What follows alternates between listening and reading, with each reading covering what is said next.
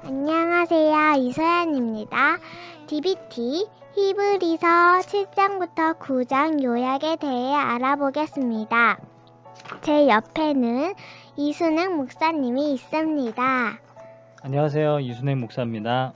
그리고 소민이가 있습니다. 소민이다. 네, 이제 DBT를 시작하도록 하겠습니다. 네, 히브리서 7장을 보게 되면 히브리서 7장부터 계속되어 나오는 그 맥락은 언약입니다.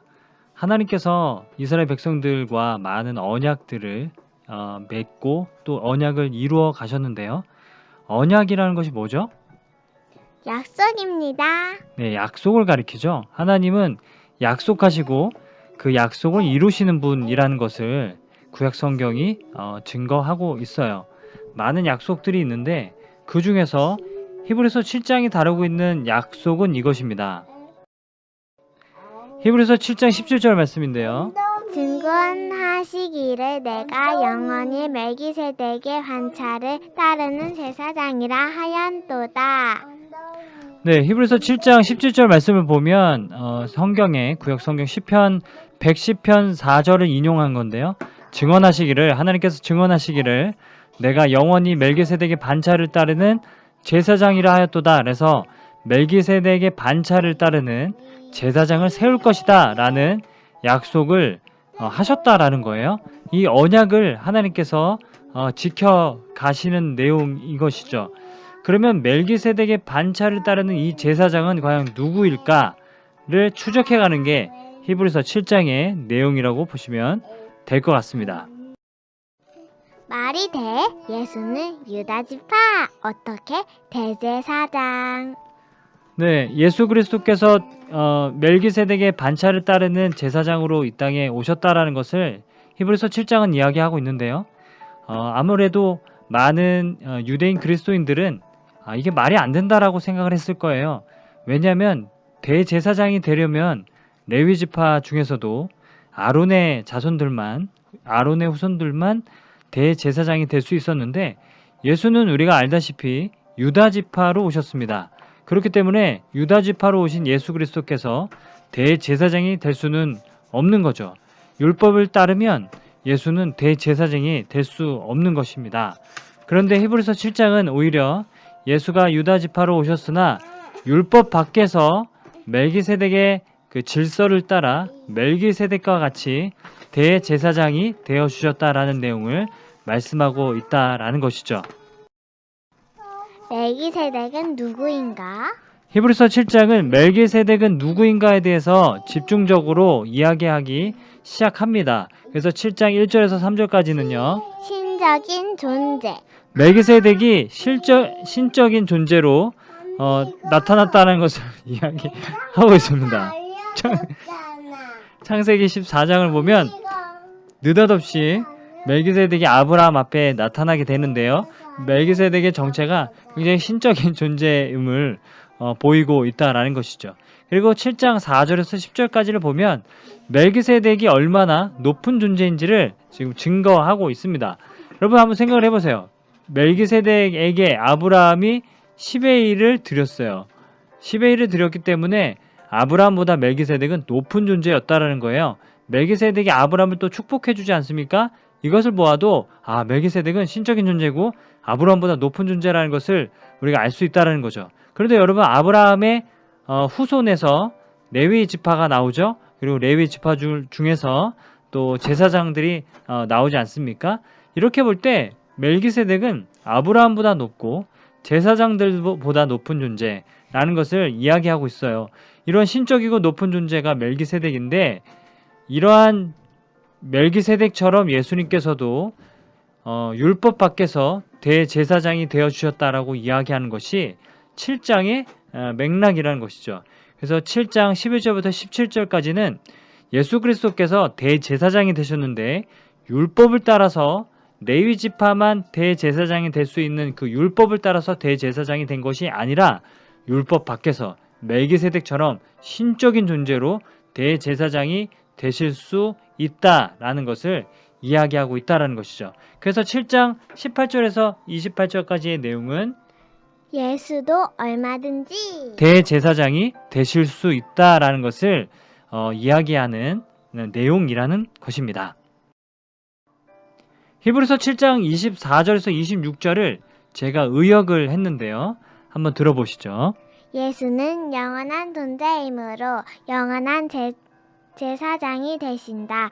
그래서 자기를 의지하는 자들을 언제나 온전히 구원하실 수 있다. 이처럼 예수는 거룩하고 악이 없고 죄가 없으시니 이러한 대제사장이 우리에게 정말 필요하지 않겠는가? 아멘. 예수가 영원한 존재이신데 영원한 존재로 영원한 제사장이 되어 주셨어요. 그래서 그냥 우리가 흔히 알고 있는 구약의 대제사장들은 죽을 수밖에 없고 또 연약함을 다 갖고 있는데 예수는 거룩하고 악이 없고 죄가 없으셔서 언제나 우리를 온전히 구원해 주실 수 있는 분이라는 것을 말씀하고 있다는 거죠. 이러한 대제사장이 우리에게 있기 때문에 우리는 이 고난 가운데서도 넉넉히 이겨낼 힘을 얻을 수 있다라는 것입니다. 이것이 히브리서 7장의 내용인 것이죠. 요점. 히브리서 8장의 중요한 포인트는 요점입니다. 8장 1절 말씀을 보면 지금 우리가 하는 말의 요점은 이러한 대제사장이 우리에게 있다는 것이라. 네, 이것이 히브리서 전체의 어떤 요점이기도 합니다. 가장 중점이 되는 것이죠. 주제이기도 한 것입니다. 히브리서의 요점은 이러한 대제사장, 영원한 대제사장 예수 그리스도가 우리에게 있다. 이것을 말하고 싶은 것이죠. 이것을 이야기함을 통해서 우리는 다시 제사를 드릴 필요가 없고 율법의 문자적으로 율법을 지킬 필요가 없고 우리는 그 모든 율법과 모든 제사와 모든 구약의 모든 직분들을 성취하신 예수 그리스도만 의지하고 신뢰하며 믿으며 가면 된다라는 것을 말씀하고 있다라는 것입니다. 그럼 이제 제사 안 드려도 돼. 그럼 이제 제사를 안 드려도 되는 건가? 그럼 뭐지? 성막은 뭐지? 율법은 어떻게 되는 거지? 언약은 다 어떻게 되는 거지? 라고 이제 의문을 가질 수가 있다라는 것이죠. 그럼 이제 제사를 안 드려도 되는 건가? 그런데 히브리서의 맥락은 그렇지 않다라는 것입니다. 제사를 예수 그리스도께서 성취하셨기 때문에 우리는 보다 높은 의미의 제사를 드릴 수 있게 되었다라는 것입니다. 제사의 종결은 새로운 언약을 메고 제사의 종결은 새로운 언약을 예고했다라는 거예요. 제사가 종결되었기 때문에 이제는 새로운 언약이 나와야 할 차례였는데 그래서 하나님께서 새 언약을 이스라엘 백성들과 맺으셨다라는 것입니다. 그래서 8장 1절부터 6절까지는요. 성막은 그림자였어. 그동안의 구약의 성막은 다 오실 예수 그리스도를 예고하는 그림자였다라는 것이고요. 그리고 8장 7절부터 13절까지는 그래서 새 언약을 말씀하셨다라는 것입니다. 그래서 하나님께서는 새 언약을 예수 그리스도를 통해서 성취하시기로 하셨다라는 것이죠. 여러분, 옛 언약이 실패해서 하나님이 실수를 해서 새 언약이 나온 것이 아닙니다. 하나님은 옛 언약과 새 언약을 통해서 예수 그리스도께서 이 땅에 오실 것을 말씀하고 계신다라는 것입니다. 옛 언약은 새 언약이 있을 것을 말씀하고 있고요. 새 언약은 옛 언약을 성취함으로 그 의무를 온전케 하는 것이죠. 예수에게서 모든 것이 성취되었다. 예수에게서 모든 것이 성취되었다. 이것이 오늘 강의의 가장 중요한 내용입니다. 예수 그리스도께서 모든 것을 성취하셨다라는 것이죠. 율법을, 제사를, 제사장 직분을 다 성취하셨다라는 것입니다.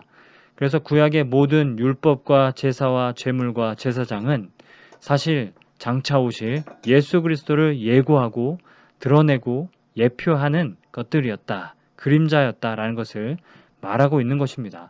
그래서 율법은 다 이제 쓸모가 없다. 제사는 다 의미가 없다. 구약 성경은 읽을 필요가 없다. 구약의 제사의 규례들은 우리가 알 필요가 없다. 이런 것이 아니라 예수가 모든 것을 성취하셨기 때문에 우리는 오히려 예수 그리스도의 십자가의 복음의 관점으로 율법을 바라보고 제사를 바라보고 제물을 바라보고 제사장의 그 역할을 우리는 바라볼 수 있게 되는 것이다 라는 것을 말씀하고 있다라는 겁니다. 그래서 9장 1절에서 7절까지는요. 율법의 성소, 제사, 제물, 제사장에 대해서 이야기하고 있고 9장 8절에서 10절까지는 율법은 한계가 있었어. 율법은 한계가 있었다라는 것을 이야기합니다. 율법의 목적이 기능이 뭐죠? 율법의 기능은 죄를 깨닫게 하는 그런 한계가 있었다는 것입니다. 죄를 깨닫게 할 뿐이지 우리의 내면을 바꾸는 능력은 율법에 있지 않았다라는 것을 이야기하고 있죠. 하지만 9장 11절에서 14절까지는 예수의 피가 내면을 변화시킴. 율법을 성취하신 예수 그리스도의 피가 그 복음이 우리의 내면을 변화시킨다라는 것을 이야기하고 있다라는 거예요. 그래서 9장 15절에서 28절까지의 말씀은 단번에 영원한 제사를 드리심. 예수 그리스도께서 단번에 영원한 제사를 드리심으로 율법의 모든 것들을 성취하셨다라는 것을 이야기하고 있다라는 것이죠. 성경은 줄곧 예수가 오실 것을 예고한 거였어. 구약 성경은 줄곧 예수가 장차 오실 것을, 하나님의 아들이 오실 것을, 그래서 우리를 위해 십자가에서 죽으실 것을 계속 예고하고 예표하고 있었어요. 그 흔적들을 우리는 구약 성경에서 찾아볼 수 있다는 것을 히브리서가 설명해 준다라는 것이죠. 율법을 보면요. 율법은 첫 언약, 모세와 이스라엘 백성들 그리고 하나님 사이에 맺은 이 언약은 새 언약이 올 것을 예고하고 있었어요. 그리고 제사는요. 희생 속죄를 가리키는 제사는 십자가로 예수께서 죽으실 것을 예표하는 것이었고요. 그리고 피와 또 죽음을 통해서 드려지는 제물은 예수께서 죽을 수 있는, 피를 흘릴 수 있는 사람이 되실 것을 예표하는 것이었죠. 그리고 하나님의 임재와 교제를 상징했던 성막은 임마누엘로 우리와 늘 함께 하실 예수 그리스도께서 오실 것을 예고하고 있었다라는 것입니다. 제사장은요. 중보자의 역할을 했던 제사장, 이제는 영원한 중보자로 예수 그리스도께서 우리와 함께 하신다라는 것입니다. 히브리서 9장 26절에서 28절까지 말씀을 제가 의역을 했습니다. 읽어드리겠습니다. 하나님은 오랜 시간 율법을 통해 구원에 대해 말씀해 오셨고 이 모든 것을 성취하기 위해 마지막 때에 예수가 오셨다.